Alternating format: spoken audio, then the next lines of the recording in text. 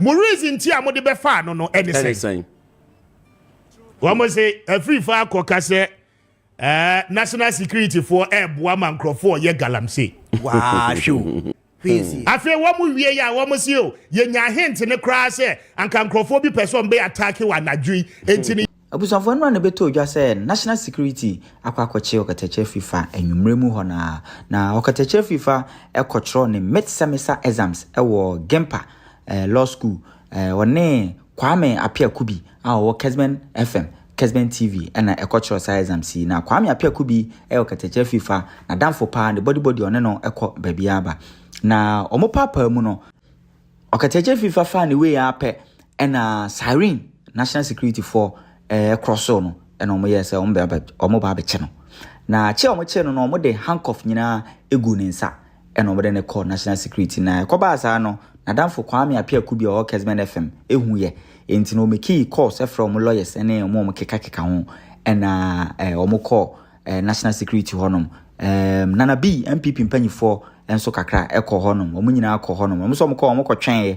a omo twen say o national security for be mo mahu die ntia Omache Okatakyie FIFA news bebre circulate ni nyina say yache Okatakyie FIFA yache Okatakyie FIFA national security for asema omugina so ana charges omugina so de kwache Okatakyie FIFA no na damfo Apia Kubi aba be yi ensem ni nyina no waka ni nyina okwansi na endro anajo Grammy obi di abaza this is the story he wants to hear endro anajo around the 8:15 okay let's be 8:15 more. Yes. Okay.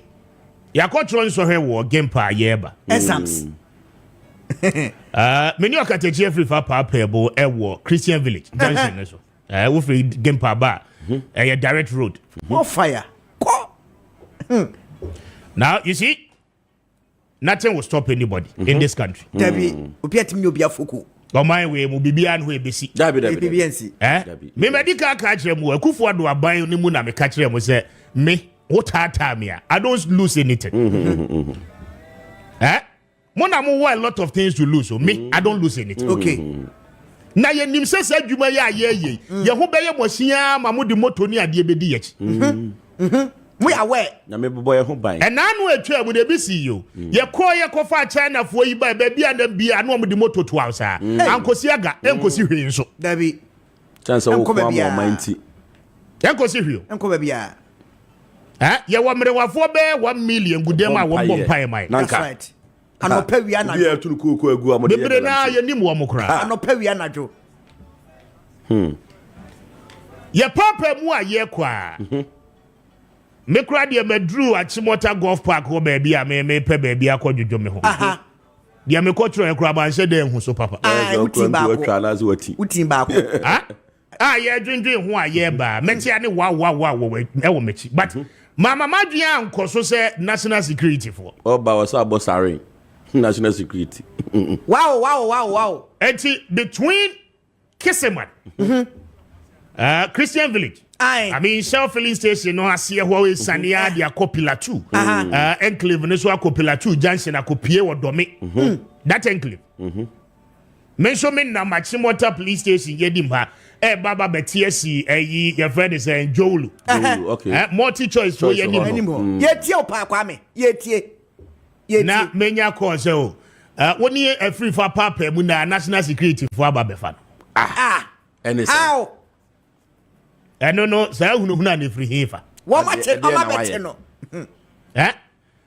ana ye de etuto ma na call so I was the first person they called okay boys here wo money enam ye bia na friend naja your pair lawyers in the car when you call okay in fact you run Blue Gate your course na ni ehu ba bi kro mo de nafa okay and obi ma your hint ni say wo mo de ne call Blue Gate amafo tie pa Kwame e ko do Blue Gate wo no you di can call the former ministry ni side ho national security ministry ni side e ho kra de ko mo to yes atwene say oh on ne ha ba bia wo mo asa de ne call your friend is a ministries police station and you know more hwehwe dia na mo nko ministries police station okay na ehọ na mo kwa mo behu no ani yesi yate okay enti ye kwa na no ma bi sa ti aye na so se da bi a mo gina yi ahaya na mo de akoa yaba na mo sa to makone ba bi foforo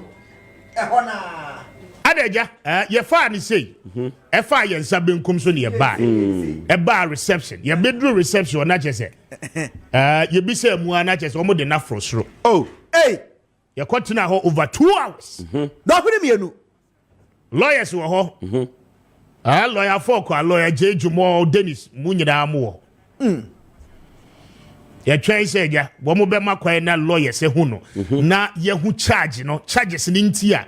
National security operatives no they are picking no.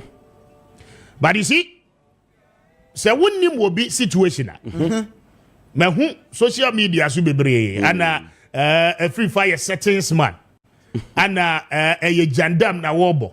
Listen say ye yi kwan no na mfa wo mfichira wo se kwan no etene ka dan ya setene if not by due diligence e bi kura by na nke entiase Womo amosuma womo tete nyina yenim eno no de enko ba bia ana nye ene so na ehyaase o fra ban dada no besi nne ana egusu a ekoso last month etwa me a lot of issues by ye ne ya yadwen se ye nka ho asem ni threat ne ade amode ba ni nyina ya yadwen se ye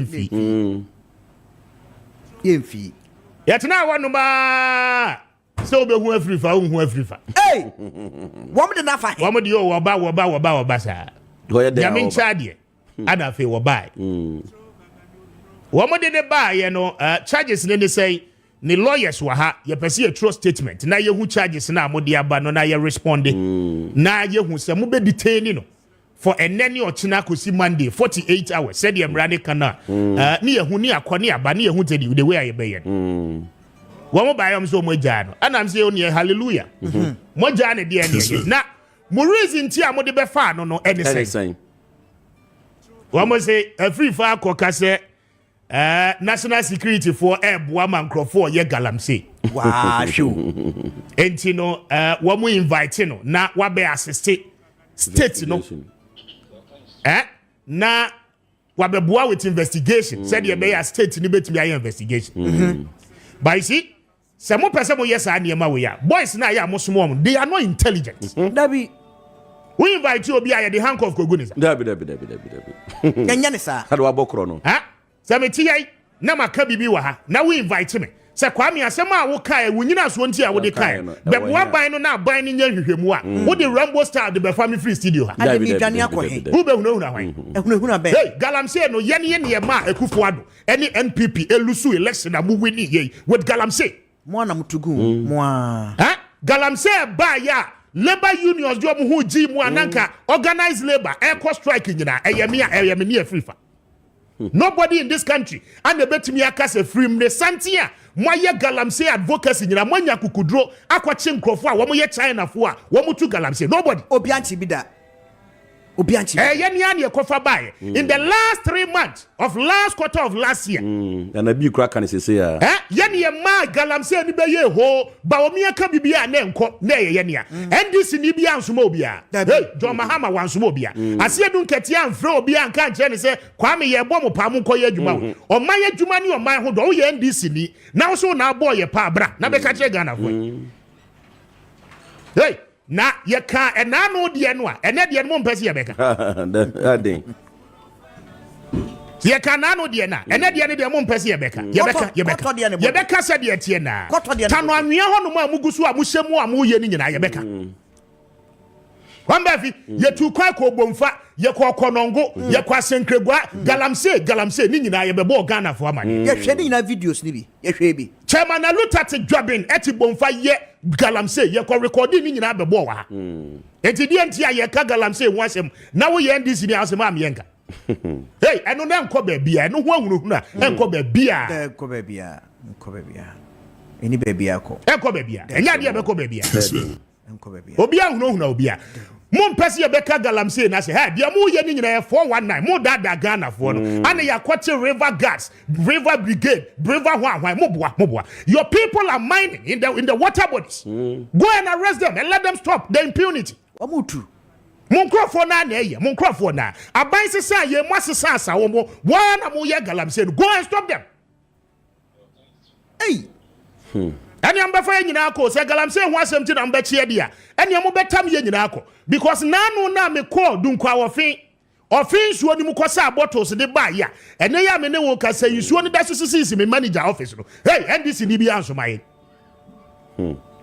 kwamba fi enyo bi na soma obi a ye ne ya ne to petrol gu ka mu koye se adwuma ne ba ye ye do ho no obi bo obi tu abai na akranka ye funu kranka ye hu mom ye nwe ye ho munya dede no ye nya sa kaka no na obi adwe ne ho in this country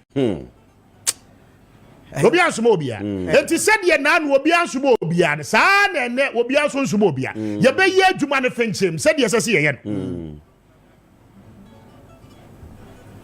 edi enesi Afia wamu wie ya wamu si o ye nya hint ne kra se anka nkrofo bi person be attack wa nadwi enti ne ye save ye person ye protect o person protect you obi a o kofa ni na Rainbow Star Heavy. Yamfa hankom. mo the metro men in the name of national security operatives e kotam obi Dabi.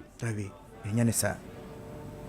eni amudi nyina abeko amudi nyina abeko indeed because no na LI2464 the makwa me 2 mine no forest mu ye galamsey ni ade yes Akufo-Addo na de ba wo your president a wo nyesa you don't do that knowing very well said the green vegetation you are destroying wo wia no amagina po abeka kire yenko ye green Ghana enko dua nua me ho ano de wo ho ne ntimi mo ho man ene wo mu wie ye no wo mu so asan atwa wo mu ho aba wo mu se den planting for day ye kodua dua de aye de enua na mo pese ye kodua blue water hwan initiative a mo pese mo deba ama kofibu a pese o deba ni nyina no still mo nkrofo no guso ye galamsey. What are you telling us? More fire.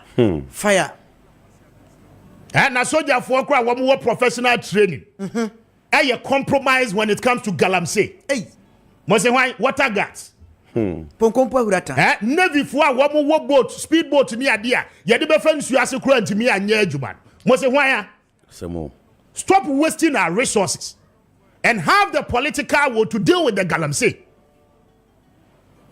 I don't know baby say no nti na mo bechi de ene mo bechi ye nyina e de yakọ because we will continue to say the truth. Ukra no Rebecca. Ensuo no kwamba vi wutwam na ni nti anyam na meka cho say nti. Ye be hu. Munya hunu an why? Na mobile bosom miensa ni. Hey, ya ka ho bi na mobile power no. Mo free say mo nko ada mo to abada. You are lying to yourselves.